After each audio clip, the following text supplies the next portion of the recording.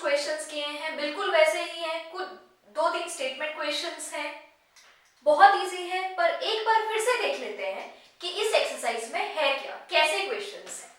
चलिए इस एक्सरसाइज को करने से पहले एक चीज फिर से रिवाइज कर लेते हैं।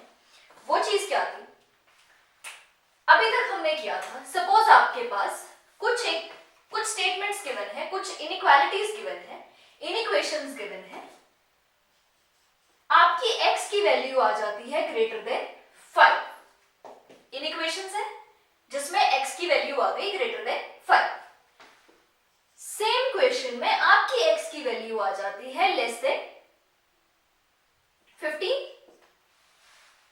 आपके पास एक इनइक्वालिटी है, इनइक्वेशन है, उस इनइक्वेशन में आपके पास x की दो डिफरेंट वैल्यूज आती हैं। ऐसा तो है नहीं कि अभी तक ऐसा नहीं हुआ है। इससे पहले जितने भी हमने क्वेश्चंस किए हैं, बहुत बार एक वेरिएबल की वैल्यू कुछ रेंज में आ रही थी। इसकी value is greater then 5 but less then 10, greater than 6 but less then 20, कुछ ऐसे क्वेश्चंस थे। तो एक बार सपोज मेरे पास x है which is greater then 5 but x is less then 15। एक तो इस चीज को लिखने का ये तरीका है, और दूसरा इसी चीज को मैं कैसे लिख सकती हूं? क्या मैं इसको ऐसे लिख सकती हूं x is greater then 5 but x is less then 15? ये भी सही तरीका है इसको लिखने का। मतलब अगर x का रिलेशन 5 के साथ है और इसी x का रिलेशन 15 के साथ भी है, तो मैं इसको कैसे लिख सकती हूं? सेंटर में वो चीज जो दोनों के साथ लिंक्ड है, सेंटर में वो चीज जिसका दोनों के साथ रिलेशन है, और लेफ्ट हैंड साइड और राइट हैंड साइड पे आपने दोनों चीजों को अलग अलग करके लिख दिया। बड़ी सिंपल सी चीज है, एक ही चीज को लिखने के दो अलग अलग तरीके हैं, सिर्फ ये चीज समझना है। एक ही चीज को लिखने के पहला तरीका ये और दूसरा तरीका ये। हमारी ये एक्सरसाइज लीनियर इक्वेशंस की मिसलेनियस एक्सरसाइज, लास्ट एक्सरसाइज इसी कंसेप्ट पे बेस्ड है। आता आपको सब कुछ है पहले से, आपको लीनियर इक्वेशन को सॉल्व करना आता है, आपको x की वैल्यू की रेंज निकालनी आती है, आपको सॉल्यूशन सेट निकालने आते हैं।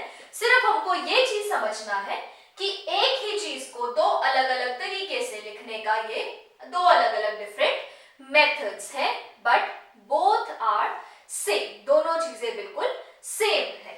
चलिए जी, अब इसके क्वेश्चंस करते हैं कि कैसे इनको क्वेश्चंस में कैसे यूज हो रहे हैं। ये हम क्यों, ये हमने पढ़ा है अभी, और क्वेश्चंस में ये कैसे यूज हो रहा है चलिए देखते हैं।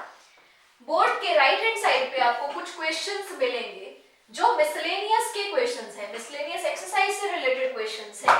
चलिए हम फर्स्ट क्वेश्चन से शुरू करते हैं। फर्स्ट क्वेश्चन कह रहा है 2 is less than equal to 3x minus 4 which is further less than equal to 5। देखिए ध्यान से देखेंगे, अगर मेरे पास एक स्टेटमेंट है, अभी तक हमने सिर्फ इतना पढ़ा है 2 is less than equal to 3x minus 4। ये एक स्टेटमेंट है, इस इनइक्वालिटी में सिर्फ एक जगह इनइक्वालिटी का साइन है, और हम बड़े इजीली इसको सॉल्व करते थे। कैसे सॉल्व करते थे? सारे कांस्टेंट्स एक साइड आ जाएंगे और सारे वेरिएबल्स एक साइड आ जाएंगे। 3x, ये 3x है, ये 6 है, हम लोगों को x की वैल्यू निकालनी है। क्या x के साथ नेगेटिव है? नहीं है, तो हम सीधा x की वैल्यू कैसे लिखेंगे? x greater than equal to 2। ये बड़ा सिंपल सा मेथड था। पर अब इसमें क्या हुआ है? अब यहाँ पे जो मेरी स्टेटमेंट है, जो ए क्वेश्चन है, क्या इस इनइक्वालिटी में एक जगह इनइक्वालिटी है या दो जगह यूज हुई है? दो बार यूज हुई है, पहली बार इधर और दूसरी बार इधर। इसका क्या मतलब है, कैसे इसको समझेंगे? इसको इस तरीके से समझते हैं, ये 3x माइनस 4 है, ये 3x माइनस 4 किससे बड़ा और बराबर है? ये या तो 2 से बड़ा है या 2 के बराबर है, पहली चीज। अब आगे देखते हैं, और इस साइड ये किससे लिंक्ड है? ये 5 के साथ एसोसिएटेड है। कैसे? 3x minus 4 is less than equal to 5। मैं इन दोनों के बीच डायरेक्ट रिलेशनशिप नहीं बता सकती, अभी नहीं बता भी नहीं रहे हम लोगों को किस चीज से लेना देना है? जो चीज के बारे में श्योर हूं मैं वो ये है कि ये 3x माइनस 4 जो है वो ग्रेटर देन इक्वल टू 2 है। पहली चीज तो ये समझ आई हम लोगों को इस क्वेश्चन से, और दूसरी चीज क्या समझ आई? 3x minus 4 is less than equal to 5।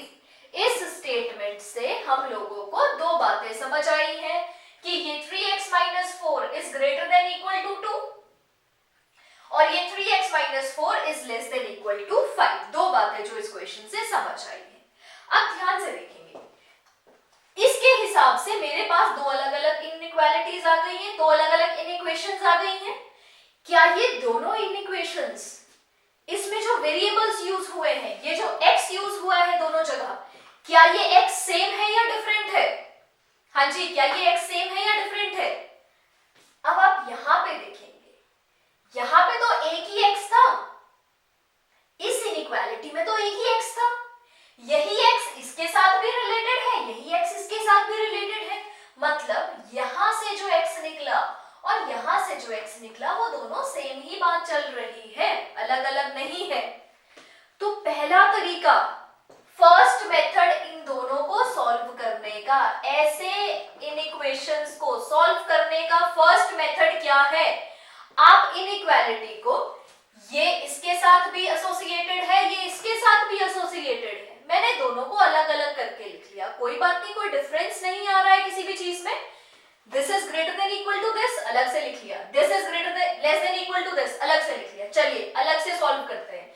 हम ये यहाँ पे ऑलरेडी सॉल्व कर चुके हैं, x की वैल्यू आ गई है ग्रेटर देन इक्वल टू 2। अब इसको सॉल्व करते हैं, 3x less than equal to 5 plus 4 9।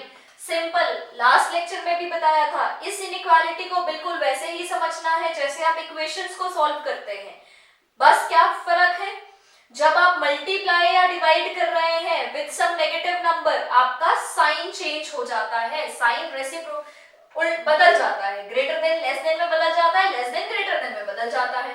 x is less than equal to 3, तो मेरी x की दो वैल्यू है, x की वैल्यू आ गई ग्रेटर देन इक्वल टू 2 और x की वैल्यू आ गई less than equal to 3। x की रेंज आ गई कि x जो है हमारा वो 2 से बड़ा होगा या 2 के बराबर होगा और x या तो 3 के बराबर होगा या 3 से छोटा होगा। ये x की वैल्यूज आ चुकी है। अब क्या मैं इसको ऐसे नहीं लिख सकती, x greater than equal to 2 but less than equal to 3? क्या इसको लिखने का एक ये तरीका भी नहीं है? हाँ जी है। तो अगर इस क्वेश्चन को, इसको लिखने का ये तरीका भी है और ये तरीका भी है, तो क्या इस इक्वेशन को, इस इनइक्वालिटी को सॉल्व करने का भी कुछ ऐसा तरीका एग्जिस्ट करता होगा? चलिए देखते हैं। हमारे पास था 2 is less than equal to 3x minus 4 less than equal to 5। अब इन दोनों को देख के हम लोगों को एक बात तो बड़ी अच्छी तरह से समझ आई है कि ये जो 3x माइनस 4 है, ये इन दोनों में से किसी एक का नहीं है, ये दोनों के साथ पैरेलली चल रहा है। अगर ये 3x माइनस 4 2 के साथ सॉल्व हो रहा है तो ये पैरेलली 5 के साथ भी सॉल्व हो रहा है। तो क्या मैं इसको यहाँ पे डायरेक्टली नहीं सॉल्व कर सकती? हाँ जी कर सकते हैं, पर सिर्फ क्या याद रखना है कि आप एक चीज नहीं सॉल्व कर रहे, एक इनइक्वालिटी नहीं सॉल्व कर रहे, आपके पास दो इनइक्वालिटीज हैं, आपको पैरेलली दोनों को चलाना है। आप इस तरीके से भी कर सकते हैं, दोनों को अलग अलग करके लिखें और अलग अलग से आंसर निकाल ले, कोई फर्क नहीं पड़ रहा, कोई गलती नहीं है।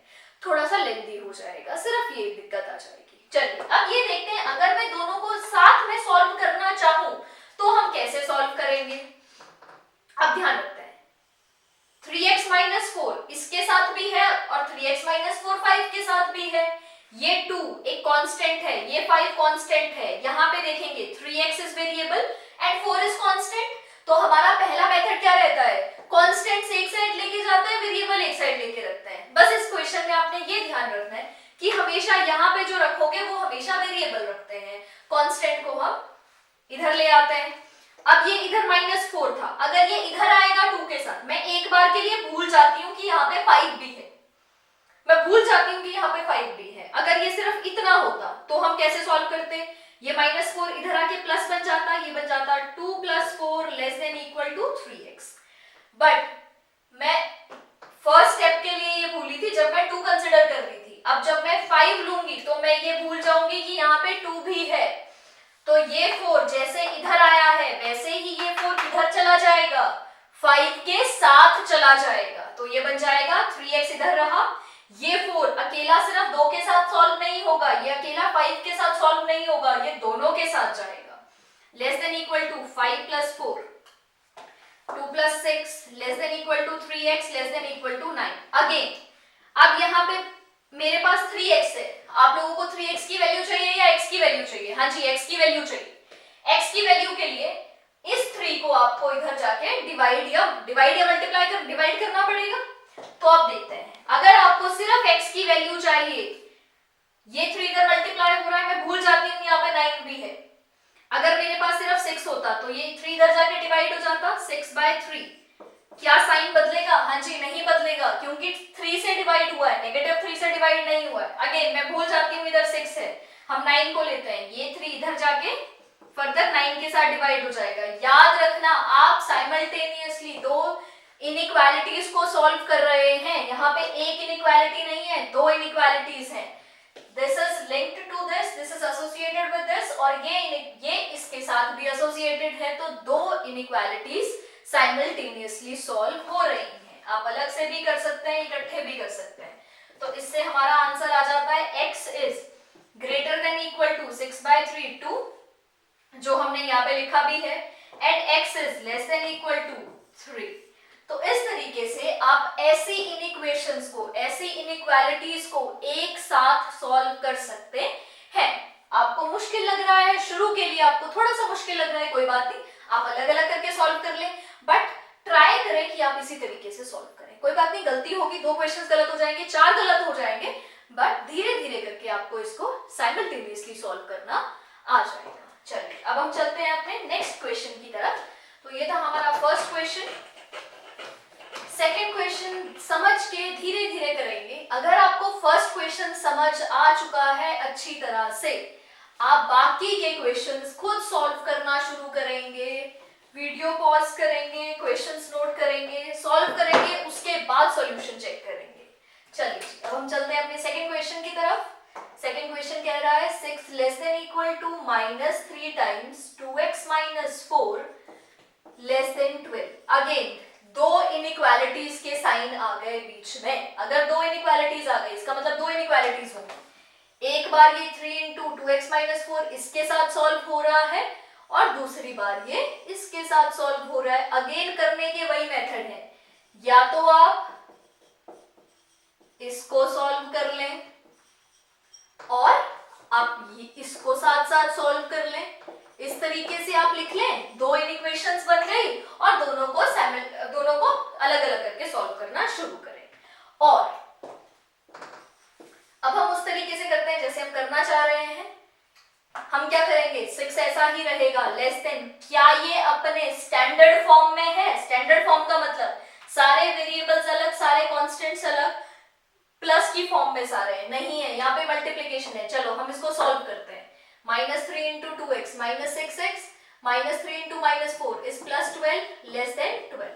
अब क्या मेथड होता था, हमने ये किया था कि यहाँ पे हम, ये कांस्टेंट है, ये कांस्टेंट है, यहाँ पे सिर्फ हम वेरिएबल्स रखना चाहेंगे, सारे कांस्टेंट एक तरफ ले जाते हैं।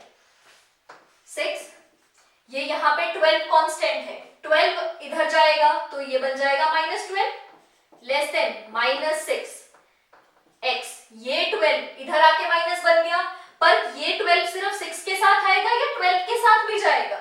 हाँ जी, 12 के साथ भी जाएगा, क्योंकि हमने इससे पहले क्वेश्चन में किया है। These are two inequations। अगर दो इनइक्वेशंस हैं तो इसका मतलब ये चल रहा है। आप ये नहीं समझ सकते कि अच्छा 12 इसके साथ आ गया, बात खत्म हो गई, नहीं, ये 12 अकेला 6 के साथ नहीं था, ये 12 इस 12 के साथ भी सॉल्व होना है। तो जो भी करोगे, सेंटर वाली चीज के साथ जो भी करोगे, अगर 12 इधर जाके माइनस हो रहा है तो 12 इधर जाके भी माइनस होगा। This is 12 -12, 6 - 12 is -6 less than equal to -6 less than 0। अब ध्यान से देखेंगे, यहाँ पे मेरे पास है -6x। आपको -6x की वैल्यू चाहिए या x की वैल्यू चाहिए? x की वैल्यू चाहिए। चलिए जी, पहले x की वैल्यू के लिए मैं पहले 6 से तो छुटकारा मेरे को मिले, पहले मैं 6 को सॉल्व करती हूँ। ये 6 इधर मल्टीप्लाई हो रहा था, इधर जाके क्या हो जाएगा, डिवाइड।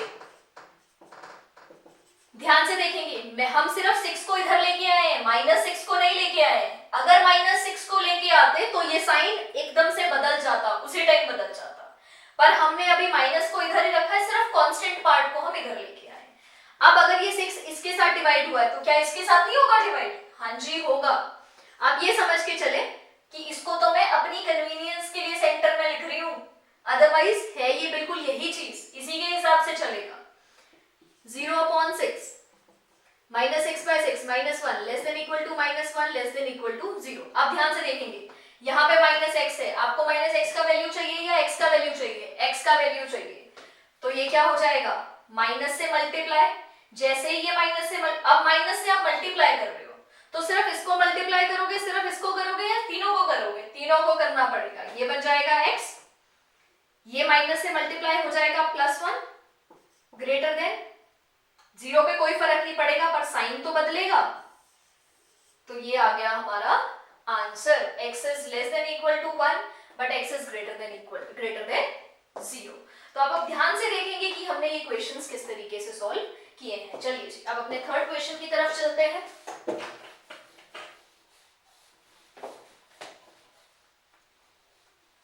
इसी तरीके से हम सारे क्वेश्चन सॉल्व करेंगे, जो भी मेथड आपको ठीक लग रहा है सॉल्व करने के लिए आप उसी मेथड से करेंगे।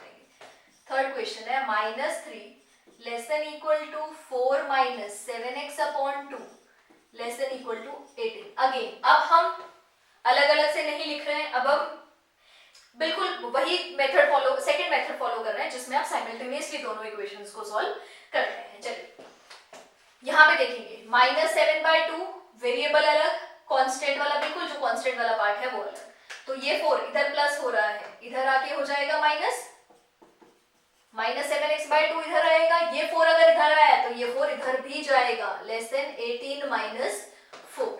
This is -3 - 4 - 7 less than equal to -7/2 18 - 4 14।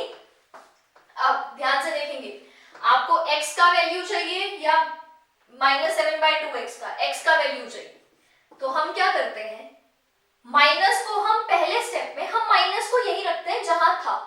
मैं सिर्फ अपने 7/2 को इधर लेके आती हूँ, माइनस इधर ही रहेगा। 7/2 अगर इधर मल्टीप्लाई हो रहा है तो इधर जाके क्या हो जाएगा? डिवाइड, और ये बन जाएगा 2/7। क्योंकि अभी हमने माइनस को नहीं छेड़ा, माइनस जहां था वही है, अभी सिर्फ हम कांस्टेंट वाले पार्ट को दूसरी साइड लेके जा रहे हैं। 14 है, 7/2 अगेन, ये 7/2 सिर्फ इसके साथ सॉल्व होना था या 14 के साथ भी होना है? 14 के साथ भी, सिर्फ ये ध्यान रखना है। जैसे आप इसको इस साइड सॉल्व कर रहे हैं बिल्कुल वैसे ही आपने इसको दूसरी साइड भी सॉल्व करना है। 14 × 2/7 -2 less than equal to -x less than equal to 4। अब अगेन आपको x का वैल्यू चाहिए या -x का? आपको x का वैल्यू चाहिए, x बन जाएगा पॉजिटिव, साइन हो जाएगा चेंज, पूरा इनइक्वालिटी माइनस से मल्टीप्लाई हो जाएगी, मल्टीप्लाई विद -1। जैसे ही आप -1 से मल्टीप्लाई करेंगे सारे के सारे साइंस बदल जाएंगे, -x बन गया x, साइन बदल गया, ये साइन भी बदल गया और ये बन गया -4। ध्यान से देखेंगे। अब चलते हैं अपने नेक्स्ट क्वेश्चन की तरफ, जो कि है क्वेश्चन नंबर 4। चलिए 4th क्वेश्चन की तरफ पढ़ते हैं। 4th क्वेश्चन कह रहा है -15 less than 3 times x - 2 upon 5 less than equal to 20। बिल्कुल उसी तरीके से सॉल्व करेंगे, ध्यान से देखेंगे। न्यूमरेटर अपॉन डिनोमिनेटर ऐसा कुछ है। अगर हमारे पास सिंपल ऐसा होता है, सपोज ये है 14 लेस देन ये है -15 लेस देन 3x अपॉन 5, तो अगर मेरे को इसको सॉल्व करना है मैं क्या करूंगी, क्योंकि सिर्फ एक न्यूमरेटर है और एक डिनोमिनेटर है, हम इसको क्रॉस मल्टीप्लाई कर देते हैं। ये 5 इधर डिवाइड में है तो इधर जाके मल्टीप्लाई हो जाएगा। चलिए जी करते हैं, -15 × 5 लेस देन 3 टाइम्स x - 2, क्योंकि एक न्यूमरेटर था और एक डिनोमिनेटर था, लेस देन इक्वल टू 20। अगर ये 5 इधर मल्टीप्लाई हुआ है, सेम ऑपरेशन इधर भी आप फॉलो करोगे। 15 5 minus 75 less than 3x minus 6 less than 100 minus 75, ये माइनस 6 इधर माइनस हो रहा है पर इधर जाके प्लस हो जाएगा, 100 प्लस 6, बिल्कुल ऐसे ही होगा। हाँ जी, यहां तक कोई दिक्कत नहीं है। माइनस 75 प्लस 6 ये बन जाएगा minus 69 less than 3x less than equal to 106। हाँ जी, बिल्कुल ऐसे ही सॉल्व होगा। अब यहां तक चेक कर ले, उसके बाद ये आप बन जाएगा minus 69 upon 3 less than x। अब ध्यान से देखेंगे, x की वैल्यू चाहिए थी या 3x की, x की वैल्यू ये मल्टीप्लाई हो रहा है, इधर जाके डिवाइड हो जाएगा, 106 अपॉन 3 ये बन जाएगा minus 23 greater than x less than equal to 106 by 3, बिल्कुल ऐसे ही है। हाँ जी, ये चेक करेंगे।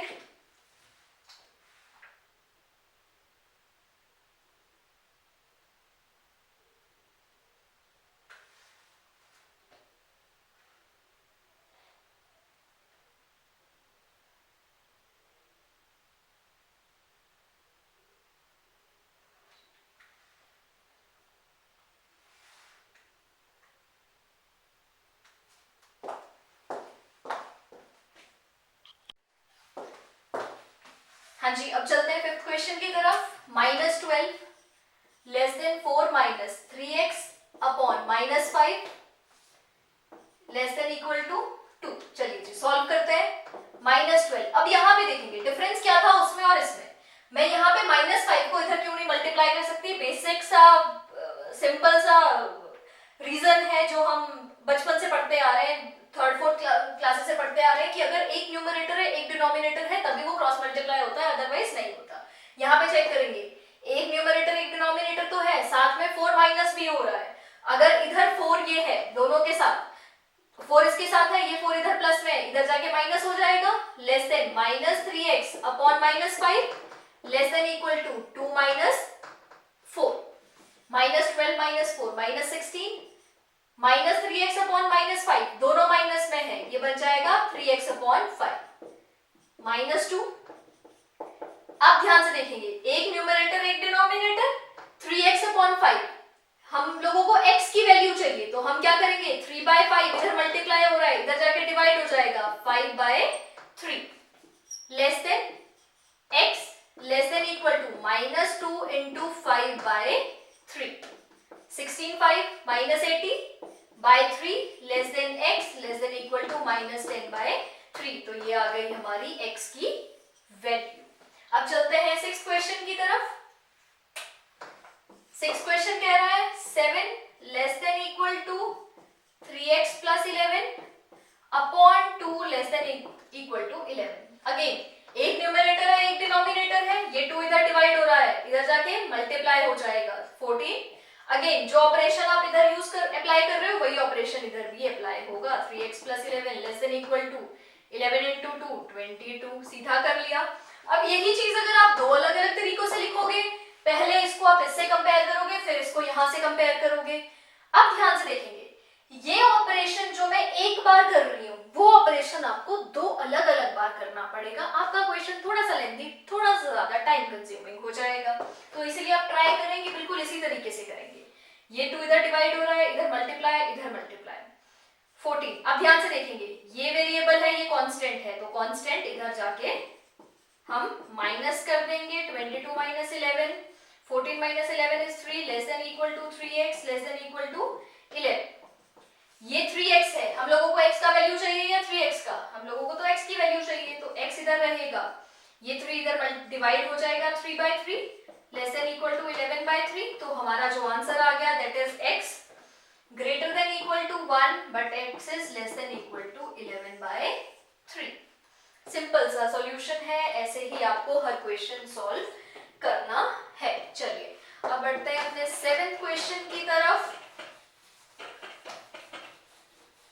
7th क्वेश्चन कह रहा है 7th 8th 9th 10th में आपको करना क्या है, you have to represent the solution. अभी तक हमने सिर्फ सॉल्यूशन निकाला था, अभी तक हमने सिर्फ x की वैल्यू निकाली थी जो कुछ रेंज में आ रही थी।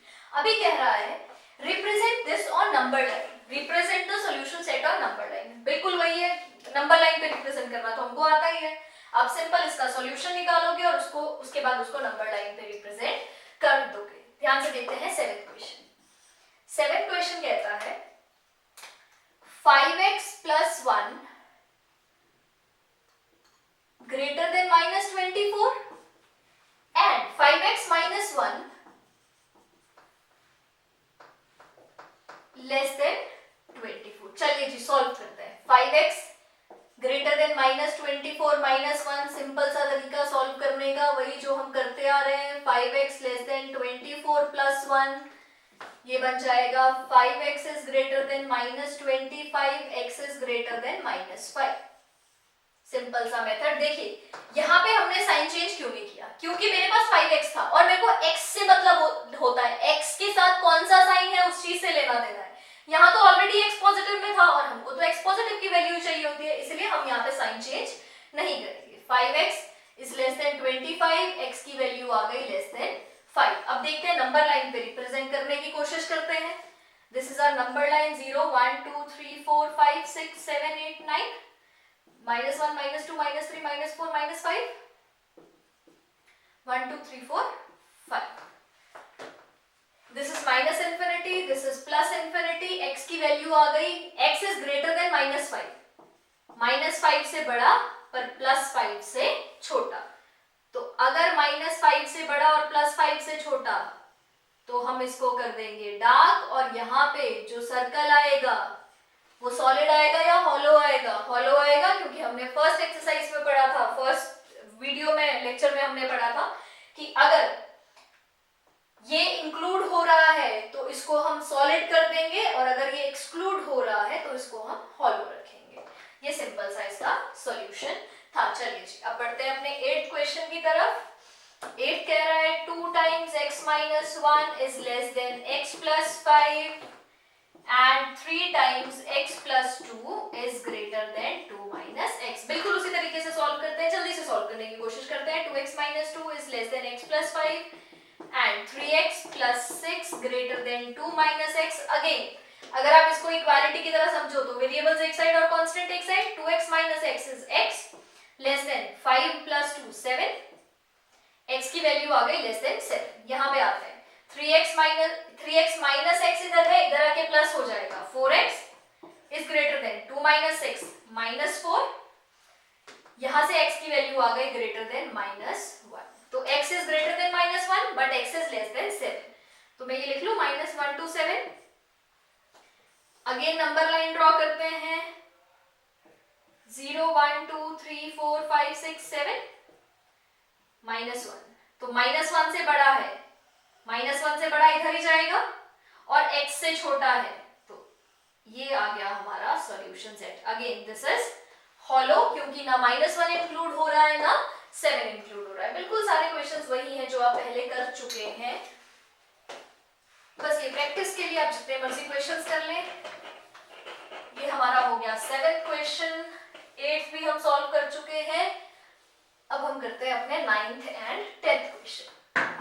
चलिए जी 9th क्वेश्चन है 3x minus 7 greater than 2 times x minus 6। 6 minus x, second equation, second inequality है हमारी। 6 minus x is greater than 11 minus 2x। चलिए 3x minus 7 greater than 2x minus 12, simultaneously solve कर लेते हैं दोनों को। 11 minus 2x, सारे x वेरिएबल, वेरिएबल पार्ट सारा एक साइड और कांस्टेंट पार्ट एक side. 3x minus 2x is x greater than -12 plus 7 -5 minus x plus 2x, x greater than 11 minus 6 5। तो x की वैल्यू जो आ गई, x is greater than -5 but x is greater than 5, तो x की values जो आ गई वो ध्यान से देखेंगे। अभी x कह रहा है greater than -5 है, ठीक है जी। फिर x कह रहा है कि x greater than 5 है। तो अब जब ये दोनों ये दो अलग अलग इनइक्वालिटीज हैं, इनइक्वेशंस हैं, पर जब आप ग्राफ पे रिप्रेजेंट करोगे, आपको दोनों का कॉमन सॉल्यूशन देखना है कि दोनों में कॉमन कौन सा है। चलिए जी रिप्रेजेंट करने की कोशिश करते हैं। 0 -1 -2 -3 -4 -5 1 2 3 4 5 6 7 8 9 and infinity 2 3 4 1 2 3 4 5। चलिए पहले कह रहा है x इज ग्रेटर देन -5। अगर x ग्रेटर देन -5 है तो यहां से लेके इंफिनिटी तक सारा हिस्सा, इसके हिसाब से -5 टू इंफिनिटी सारा आ गया। x इज ग्रेटर देन 5, इसके हिसाब से 5 टू इंफिनिटी आ गया। कॉमन कौन सा हिस्सा है दोनों में? 5 टू इंफिनिटी। तो कॉमन सॉल्यूशन कौन सा आ गया दोनों में? 5 टू इंफिनिटी। क्या 5 इंक्लूड होगा? नहीं होगा। क्या 5 इंक्लूड होगा दोनों के सॉल्यूशन में? नहीं होगा। ये है आपको, आप नंबर लाइन पे इसको कैसे रिप्रेजेंट करते हैं। चलिए अब चलते हैं अपने 10th क्वेश्चन की तरफ। 10th क्वेश्चन कह रहा है 5 times 2x minus 7 minus 3 times 2x plus 3 less than equal to 0. This is first inequality. Second है 2x plus 19 less than equal to 6x plus 47। हाँ जी, अब हम इसको सॉल्व करते हैं। 5 into 2 10x minus 35 minus 6x minus 9 less than equal to 0, 2x plus 19 less than equal to, सीधा इसको solve कर लेते हैं। 2x minus 6x is minus 4x less than equal to 47 minus 19 28, 10x minus 6x is 4x minus 35 minus 9 44 less than equal to 0 and minus x less than, अब हम लोगों को value चाहिए एक्स का, तो हम पहले 4 को उधर लेके जाते हैं और माइनस को इधर ही रखते हैं। 28/4 7 4x, ये माइनस 44 इधर माइनस हो रहा है, इधर जाके क्या हो जाएगा प्लस, यहाँ पे माइनस एक्स है, हम लोगों को माइनस एक्स का वैल्यू चाहिए या एक्स की वैल्यू चाहिए। X is greater than equal to minus 7 और यहाँ पे 4x is less than equal to 4x less than equal to 44, x की वैल्यू आ गई लेस देन इक्वल टू 11। तो ये है हमारा रेंज। x की value less than equal to है 11 से और x की value greater than equal to है -7 से। हम इसको ऐसे लिख लेते हैं, x is greater than equal to -7 but x is less than equal to 11। अब जब आप इसको नंबर लाइन पे रिप्रेजेंट करेंगे तो इसका रेंज कहां से कहां तक आएगा? हाँ जी, ध्यान से देखेंगे, x बड़ा है और इक्वल है -7 के, तो क्या मैं इसको ऐसे लिख सकती हूँ -7 और कहां तक जा रहा है? x की value less than equal to 11 है। दिस इज आवर सॉल्यूशन और इसको आप नंबर लाइन पे बड़े इजीली रिप्रेजेंट कर सकते हैं। तो अब आप ध्यान से देखेंगे, ये सारे क्वेश्चंस बहुत इजी है सॉल्व करना। कैसे आप, अगर आप उसको अलग अलग करके सॉल्व करना चाह रहे हैं आप कर सकते हैं, थोड़ा सा टाइम ज्यादा लगेगा। अगर आप इकट्ठे कर सकते हैं, बिल्कुल एक साथ साइमल्टेनियसली उसको समझ के सॉल्व कर सकते हैं, आप उस तरीके से भी सॉल्व कर सकते हैं। हाँ जी, 11th क्वेश्चन कह रहा है a solution is to be kept between 68 degree Fahrenheit and 77 degree Fahrenheit. कोई सॉल्यूशन है जिसमें जो आपको रखना है 68 डिग्री फ़ारेनहाइट और 77 डिग्री फ़ारेनहाइट के बीच में, ये टेम्परेचर है जिसमें आपको सॉल्यूशन को रखना है। फिर कह रहा है what is the range in temperature in degree Celsius. ये तो फ़ारेनहाइट की बात हो गई, कहता है डिग्री सेल्सियस की क्या रेंज आए। If the Celsius Fahrenheit conversion formula is this, हमको बता दिया कि एक सॉल्यूशन है जो अगर आप फ़ारेनहाइट में उसको प्रिजर्व कर रहे हो, अगर आप उसको स्टोर कर रहे हो फ़ारेनहाइट टेम्परेचर के अकॉर्डिंग, तो रेंज बन रहा है 68 डिग्री टू 77 डिग्री फ़ारेनहाइट। अब कह रहा है कि अगर आपको उसको कन्वर्ट, अगर आपको ये बताना हो कि सेल्सियस में क्या रेंज रहेगा, तो आप क्या उसकी रेंज बता पाओगे सेल्सियस में। वैसे तो हम लोगों को सेल्सियस और फ़ारेनहाइट के बीच रिलेशनशिप का फॉर्मूला आता है, पर जिन लोगों को नहीं आता उनके लिए गिवन है कि फॉर्मूले में रिलेशन क्या है। रिलेशन ये है F is equals to 9/8 Celsius plus 32, ये हमारे पास रिलेशन गिवन है। अब इस रिलेशन को यूज करके फ़ारेनहाइट की रेंज तो गिवन है, क्या रेंज गिवन है फ़ारेनहाइट की? मिनिमम इज 68 डिग्री और मैक्सिमम है 77 डिग्री। अब इसके अकॉर्डिंग बोल रहा है कि इसके अकॉर्डिंग बताओ आपका फ़ारेनहाइट सेल्सियस का रेंज क्या होगा। इस क्वेश्चन के अकॉर्डिंग मेरे को ये बोला हुआ है फ़ारेनहाइट का temperature is greater then 68 but is less then 77। क्या ये सही है? यही तो कहा हुआ है is to be kept between 68 and 77। इसका मतलब lower range is 68 and upper range is 77। तो हमने f is greater than 68 degree but f is less than 77 degree. अब अगर फ़ारेनहाइट का ये है तो सेल्सियस का क्या रेंज रहेगा? अब यहां पे ध्यान से देखेंगे फ़ारेनहाइट का फॉर्मूला क्या है 9/8c + 32। सेल्सियस में हमने क्या किया अपने फ़ारेनहाइट को पूरे तरीके से सेल्सियस में कन्वर्ट कर दिया। फ़ारेनहाइट को सेल्सियस में कन्वर्ट करने का तरीका 9/8c + 32। प्रॉब्लम क्या चीज देती है हमको? वेरिएबल।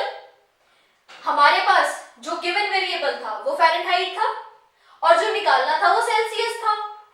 तो आप क्या चाहोगे कि आपके क्वेश्चन में कौन सा वेरिएबल रहे, जो गिवन है या जो निकालना है? ऑब्वियसली जो निकालना है।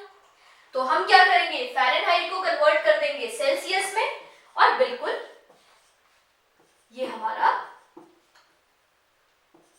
क्या हमने कुछ गलत लिखा है?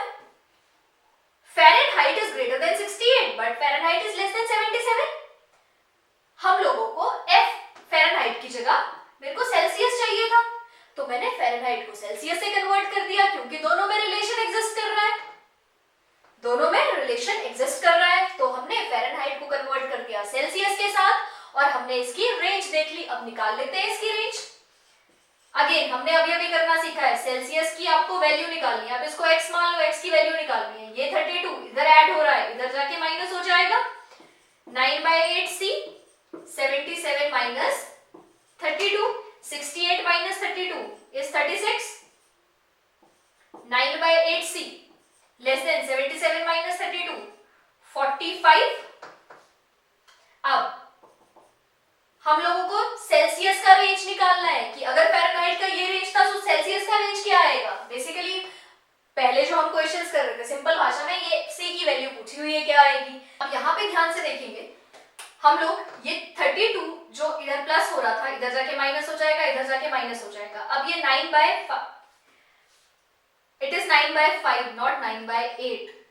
फ़ारेनहाइट टू सेल्सियस का जो फॉर्मूला है दैट इज 9/5c + 32।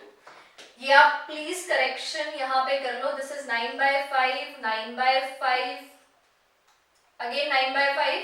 चलिए 9/5c 36 less than 9/5c which is less then 45।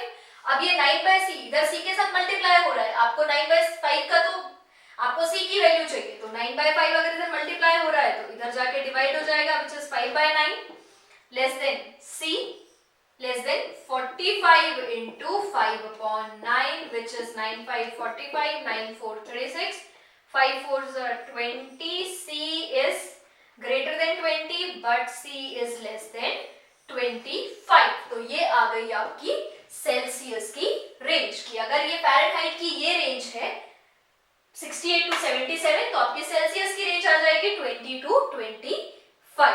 यहां तक क्लियर है? हर क्वेश्चन को बिल्कुल उसी तरीके से करना है, बस क्वेश्चन की स्टेटमेंट को समझना है कि स्टेटमेंट में क्या कह रहा है। चलिए आप इसको नोट करेंगे। अब हम चलते हैं अपने नेक्स्ट क्वेश्चन की तरफ।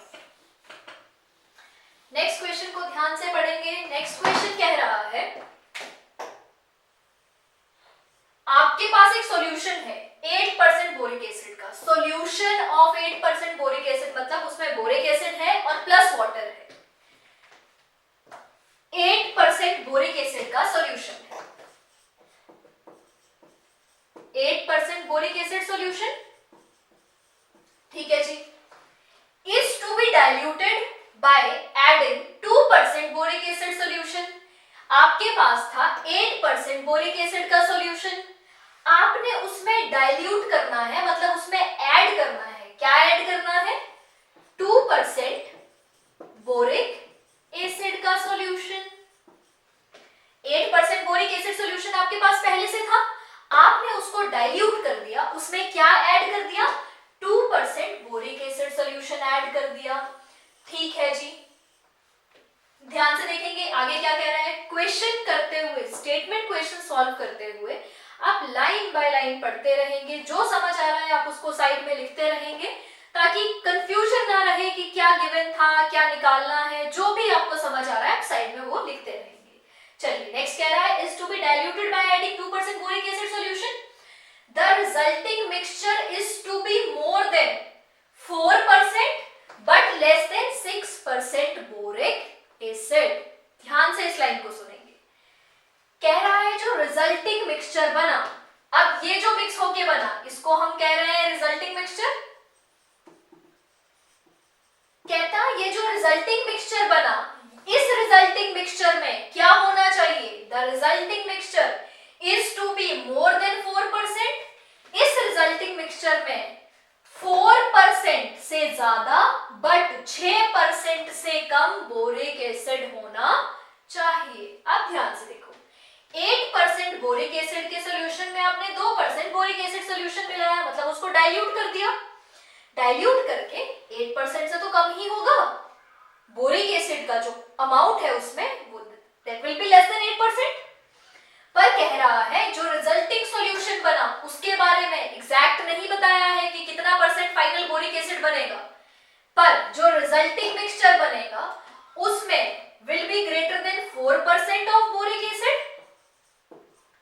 उसमें जो बोरिक एसिड का अमाउंट होगा वो 4% से ज्यादा होगा, बट कितने से कम होगा, 6% boric acid, 6% of boric acid से कम होगा। 8% बोरिक एसिड को मिलाया 2% बोरिक एसिड में, फाइनल जो रिजल्टिंग मिक्सचर आपका बना उसमें boric acid will be more than 4% but less than 6%। चलो जी, ये बिल्कुल वो बातें हैं जो मेरे को समझ आई है और हमने साइड में लिख दिया है। अब चलिए नेक्स्ट लाइन पढ़ते हैं। If we have 640 liters of 8% solution, अब क्या कह रहा है, कहता जो आपका 8% बोरिक एसिड सॉल्यूशन था वो कितना था आपके पास। देखिए अगर सॉल्यूशन होगा तो वो कुछ अमाउंट तो होगा उसका। अभी तक मैं सिर्फ ये मान रही थी मेरे पास 8% बोरिक एसिड है, कितना है, थोड़ा है, बहुत ज्यादा है, 5 लीटर है, 10 लीटर है, 11 लीटर है, कुछ नहीं पता। पर अब उसने बता दिया नेक्स्ट लाइन में, if we have 640 litre of 8% solution, आपके पास जो 8% बोरिक एसिड का सॉल्यूशन था वो 640 लीटर्स था।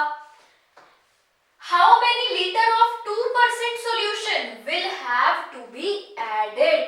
अब कहता अगर आपके पास 640 लीटर है 8% बोरिक एसिड का सॉल्यूशन, तो आपको कितना सॉल्यूशन 2% का, कितना आपके पास अमाउंट होगा 2% बोरिक एसिड के सॉल्यूशन का, कितना लीटर वो होगा, ताकि आपका जो रिजल्टेंट मिक्सचर है वो कैसा बने। उस रिजल्टेंट मिक्सचर में 4% of boric, 4% boric acid solution, it will be more than 4% but it will be less than 6%। आप एक बार फिर से ध्यान से देखेंगे question, a solution of 8% boric acid, 8% boric acid का सॉल्यूशन था, उसको डाइल्यूट करना था 2% बोरिक एसिड सॉल्यूशन के साथ, और जो रिजल्टिंग सॉल्यूशन बनेगा, resulting solution will be more than 4%, resulting mixture is to be more than 4% but less than 6% boric acid. Resulting solution में 4% से ज्यादा बोरिक एसिड आना चाहिए और 6% से कम आना चाहिए।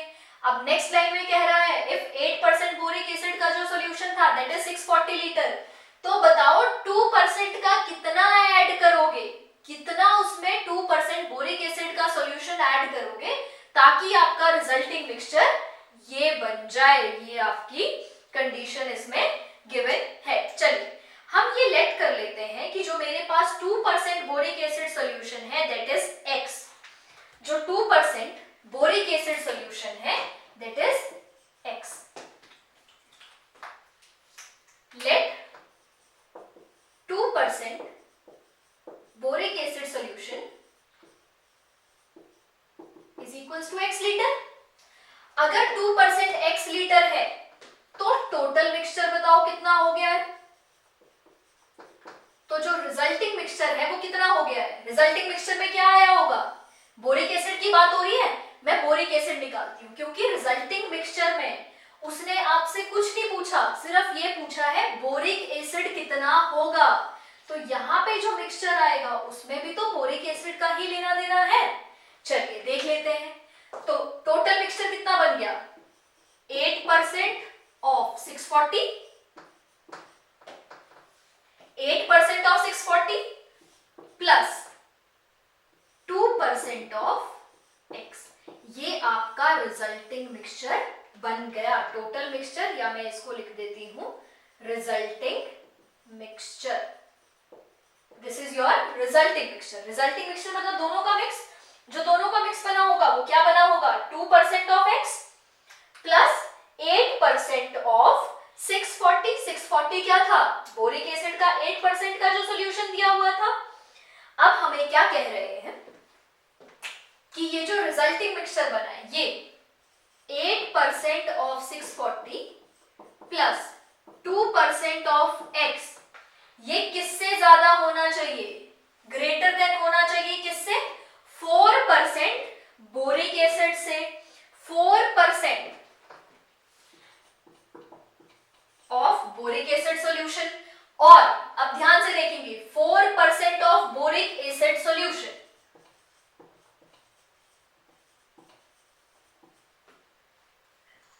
जब आपने इन दोनों को मिक्स किया तो टोटल कितना बन गया ये सॉल्यूशन, 640 प्लस x ही तो बना। जब आप टोटल निकालोगे सॉल्यूशन को तो आप बोरिक एसिड जो निकालोगे वो किस में से निकालोगे, सिर्फ अकेला 8% वाले में से, अकेला 2% में से, या दोनों का मिक्स होगा। जो एंड में ये 2% निकलेगा, ये जो कह रहा है 4%, ये 4% किस में से निकलेगा, सिर्फ अकेला 8% में से, सिर्फ अकेला 2% के अमाउंट में से, या दोनों के सम में से। ऑब्वियसली दोनों के सम में से। अगर आपने दोनों को ऐड किया है तो मैं टोटल सॉल्यूशन को तो ये ध्यान में रखूंगी कि मेरे पास कितना अमाउंट ऑफ सॉल्यूशन बन गया है। तो कितना बच जाएगा, 8% of 640 plus 2% of x should be greater than 4% of किससे, x प्लस 640 से। और दूसरा क्या बन जाएगा, ये तो ग्रेटर होना चाहिए 4% से, पर ये किससे लेस होना चाहिए, 8% of 640 plus 2% of x less then होना चाहिए 6% ऑफ बोरिक एसिड सॉल्यूशन। जो 6% निकलेगा वो तो रिजल्टेंट मिक्सचर की बात कर रहा है, और रिजल्टेंट मिक्सचर तो दोनों को मिक्स करके बनेगा, तो वो बन जाए 640 प्लस x। ये आपकी बन गई दो इनइक्वेशंस, ये आपकी बन गई दो इनइक्वेशंस। अब करते हैं हम इन दोनों इनइक्वेशंस को सॉल्व। आप पहले इसको नोट कर लें।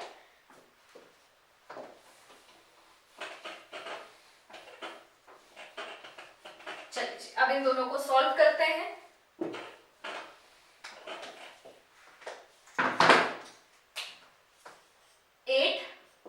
Of x, 8% of 640 plus 2% of x is greater than 4% of x plus 640। अब इसको सॉल्व करेंगे बड़े इजीली, परसेंटेज का साइन हट जाएगा, ये बन जाएगा 8/100 into 640 plus 2/100 into x greater than 4/100 into x plus 640। यहां तक क्लियर है? अब ध्यान से देखेंगे, अगर मैं इसमें से 100 कॉमन ले लेती हूं, 1/100 ये बन गया 8 into 640 plus 2 into x is greater than 1/100 4 into x plus 640। 100 दोनों में कॉमन था, 8 into 640 plus 2x is greater than 4x plus 4 into 640। यहां तक कोई कंफ्यूजन? बिल्कुल ऐसे ही होगा। अब इसको फर्दर मल्टीप्लाई करते हैं, 8 into 640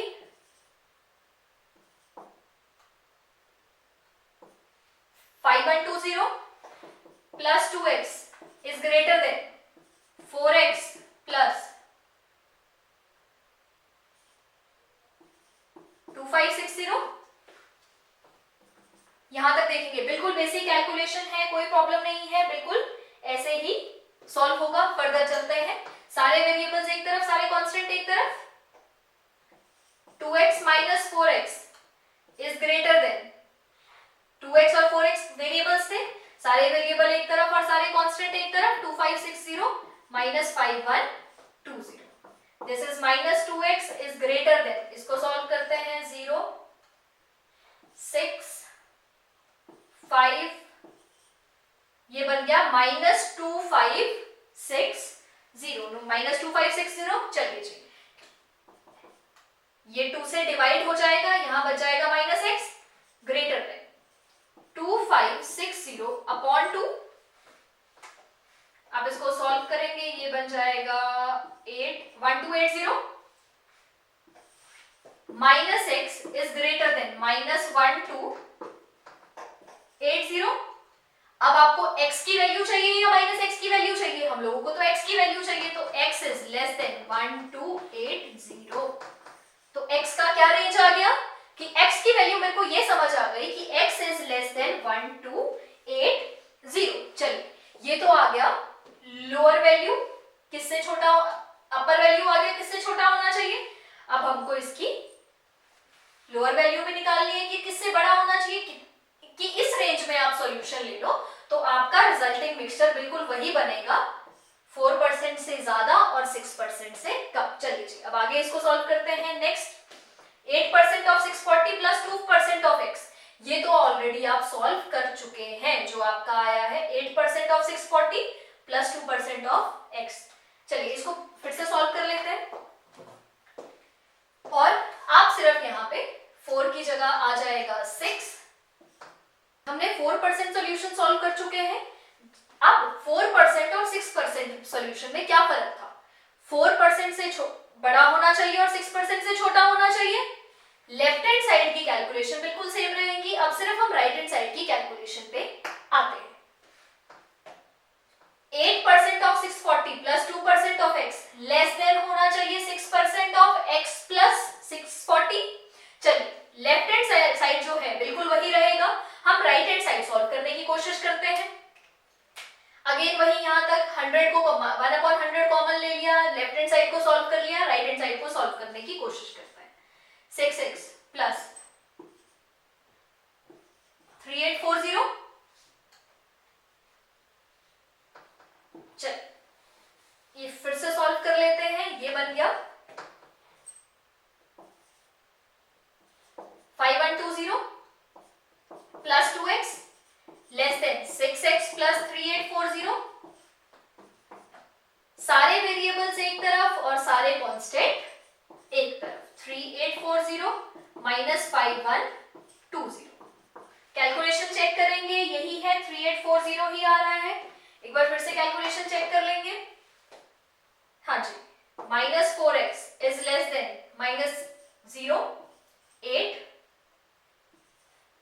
1280, -4x is less than -1280, -x is less than -1280 upon 4, -x is less than -320। x की रेंज आ गई, अगर मैं दोनों को मल्टीप्लाई बोथ साइड्स